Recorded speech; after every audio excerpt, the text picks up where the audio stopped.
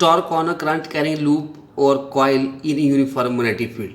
जब हम किसी कॉइल या रेक्टेंगुलर लूप को हम यूनिफॉर्म मैग्नेटिक फील्ड के में प्लेस करेंगे तो वो टॉर्क एक्सपीरियंस करेगी, और टॉर्क के लिए जो रिलेशन होगा उसको हम आज इस वीडियो लेक्चर में ड्राइव करेंगे। यूनिफॉर्म मैग्नेटिक फील्ड के लिए मैंने दो मैग्नेट ले लिए, एक नॉर्थ और साउथ। इनके बीच जो है यूनिफॉर्म मैग्नेटिक फील्ड लाई करेगी और उसकी डायरेक्शन होगी north to south.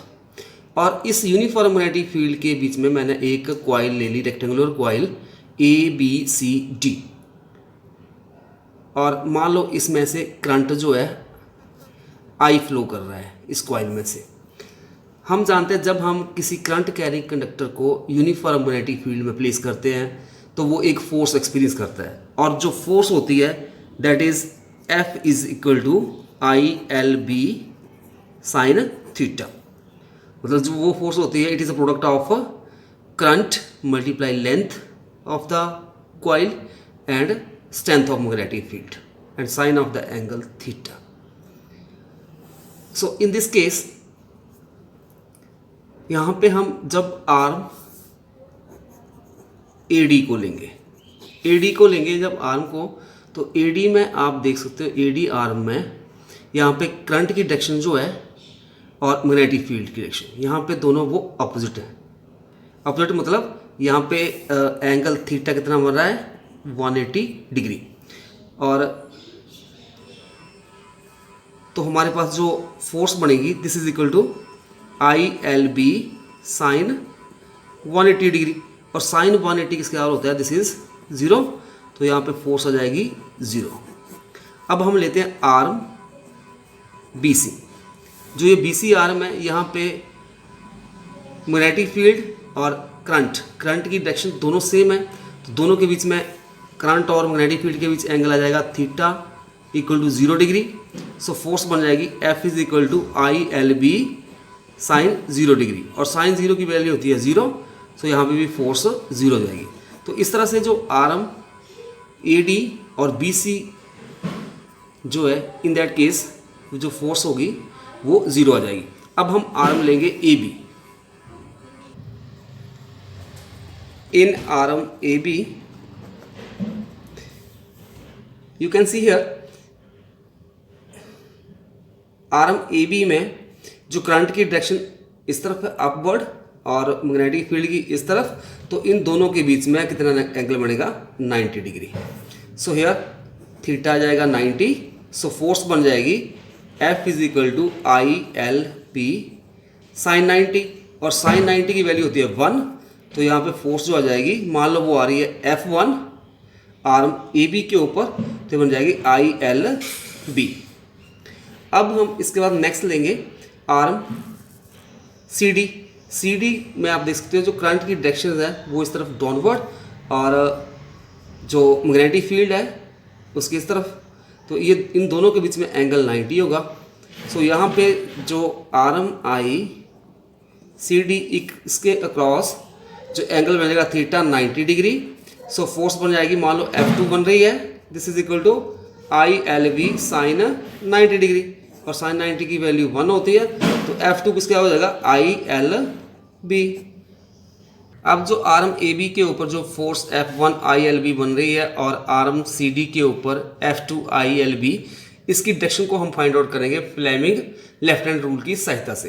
Fleming left hand rule के अकॉर्डिंग अगर हम अपने थंब, फर्स्ट फिंगर और मिडिल फिंगर इन तीनों को इस तरह से स्ट्रेच करें कि ये तीनों म्यूचुअली परपेंडिकुलर हों, तो हमारे पास जो थंब जो है वो मोशन ऑफ द कंडक्टर को रिप्रेजेंट करेगा, फर्स्ट फिंगर जो है वो हमारे पास मैग्नेटिक फील्ड, और करंट जो है उसको मिडिल फिंगर के द्वारा हम शो करते हैं। सो इस तरह से थंब मोशन और फर्स्ट फिंगर मैग्नेटिक फील्ड और मिडिल फिंगर करंट। तो यहाँ पे हम इस तरह से प्लेस करेंगे हम अपने लेफ्ट हैंड को, तो यहाँ पे मैग्नेटिक फील्ड की डायरेक्शन में हमारे पास फर्स्ट फिंगर आ जाएगी, जो मिडिल फिंगर होगी वो करंट की तरफ, तो जो हमारे पास थंब जो होगा वो डाउनवर्ड डायरेक्शन में जाएगा। तो इस तरह से जो फोर्स जो है इन दिस केस इस आर्म के ऊपर डाउनवर्ड डायरेक्शन में लगेगी और वो होगी F1। अब CD आर्म के करंट इस तरफ, मैग्नेटिक फील्ड इस तरफ, तो इस तरह से हम अपने लेफ्ट हैंड को प्लेस करेंगे तो आप देखोगे यहाँ पे जो फोर्स जो होगी वो अपवर्ड डायरेक्शन की तरफ लगेगी, मतलब जो प्लेन ऑफ पेपर है इसके आउटवर्ड। तो यहाँ पे देखिए F2। अब AB आर्म के ऊपर जो फोर्स है डाउनवर्ड डायरेक्शन में लग रही है और CD आर्म के ऊपर अपवर्ड डायरेक्शन में। तो इस तरह से हमारे पास क्या होगा, ये दोनों फोर्सेस इक्वल मैग्नीट्यूड होगी, अपोजिट डायरेक्शन में होगी। तो इस तरह से जो नेट फोर्स एक्ट करेगी वो हमारे पास F नेट क्या हो जाएगी, 0। मान लो कॉइल आपके पास इस तरह से ये पड़ी हुई है, यहाँ पे एक फोर्स जो डाउनवर्ड डायरेक्शन में लग रही है, इस साइड अपवर्ड डायरेक्शन में लग रही है। तो जब आप इस तरह से देखोगे तो आपको ये इसका फेस नज़र आ जाएगा, इसकी ये ब्रेथ भी नज़र आएगी। तो इसको मैंने इस तरह से ये ड्रॉ करके रखा हुआ है। ये इसकी ब्रेथ हो जाएगी, एक फोर्स डाउनवर्ड डायरेक्शन में लगेगी, एक उसके अपवर्ड डायरेक्शन में। मान लो ये F1 होगी, F2, और इन दोनों फोर्सेस का जो मैग्नीट्यूड है F2 इक्वल टू F1, मान लो वो आ गया F से, क्योंकि ये दोनों इक्वल है, एड अपवर्ड है। अब इससे कारण क्या होगा कि यहाँ पे एक जो ये कॉइल है वो टॉर्क एक्सपीरियंस करेगी। वो कैसे, क्योंकि यहाँ पे क्या है, 2 इक्वल एंड अपोजिट फोर्सेस लग रही है, तो उससे कपल फॉर्म हो रहा है। उसके कारण क्या होगा, ये रोटेट करना शुरू कर देगा। तो इन दैट सिचुएशन जो टॉर्क एक्ट करेगी, टॉर्क क्या होता है, either magnitude of force multiply जो परपेंडिकुलर डिस्टेंस होती है किसके बीच में, बिटवीन दीज 2 फोर्सेस, इन दोनों फोर्सेस के बीच की परपेंडिकुलर डिस्टेंस। तो this is equal to F, और जो परपेंडिकुलर डिस्टेंस आ गई इन दोनों के बीच B, और F किसके बराबर है, ILB, B आ जाएगा ये। सो इस तरह से जो टॉर्क आई ILB, और L into B length to breadth, ये क्या होता है, दिस इज क्या जाएगा हमारे पास एरिया। तो जो टॉर्क बन जाएगी IAB, टॉर्क किसके हो जाएगी यहाँ पे IAB। In equal and opposite forces के कारण रेक्टेंगुलर कॉइल जो है वो रोटेट करना शुरू कर दी एंटी क्लॉक वाइज।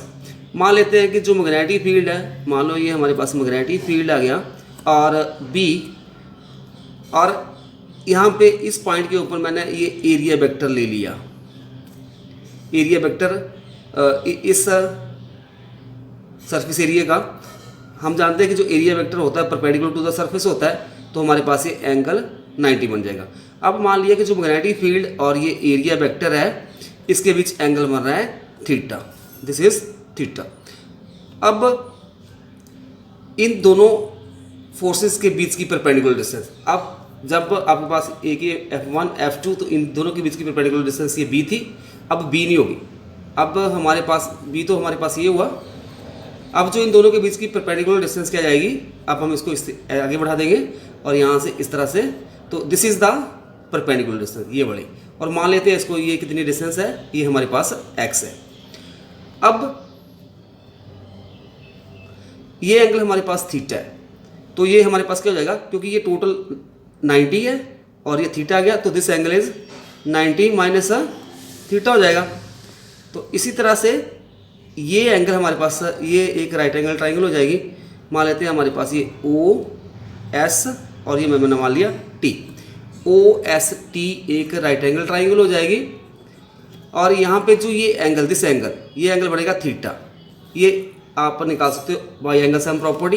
तो हमारे पास बन जाएगा ये एंगल, मान लेते हैं ये S एंगल जो है, दिस एंगल S प्लस दूसरा ये आ जाएगा 90 माइनस थीटा प्लस ये हमारे पास एंगल कितना है 90, दिस इज इक्वल टू 180। अब एंगल S प्लस 90 के इतना हो गया 180 minus theta is equal to 180 दोनों साइड कैंसिल हो जाएगा, angle S minus theta equal to 0। So angle S is equal to इस साइड जाके प्लस हो जाएगा थीटा, तो हमारे पास ये एंगल आ गया थीटा, बन जाएगी SQY। अब इस ट्राइंगल में हमारे पास ये एंगल हो गया theta, this angle is theta.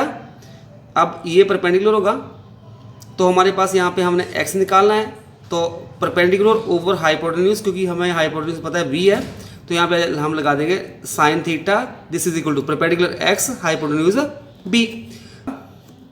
इसके ऊपर टॉर्क एक्ट करेगी, और जो टॉर्क होगी this is equal to force multiply जो ये फोर्सेस लग रही है इनमें से आइदर एक फोर्स का जो मैग्नीट्यूड ले लेंगे मल्टीप्लाई जो परपेंडिकुलर डिस्टेंस। अब इन दोनों फोर्सेस के बीच परपेंडिकुलर डिस्टेंस आ रही है x। थोड़ा इसको और रीअरेंज करते हैं तो यहाँ पे क्या बन जाएगा, x is equal to B sine theta. तो हमारे पास x क्या आ गया, b sine theta. This is equal to f हमारे पास है i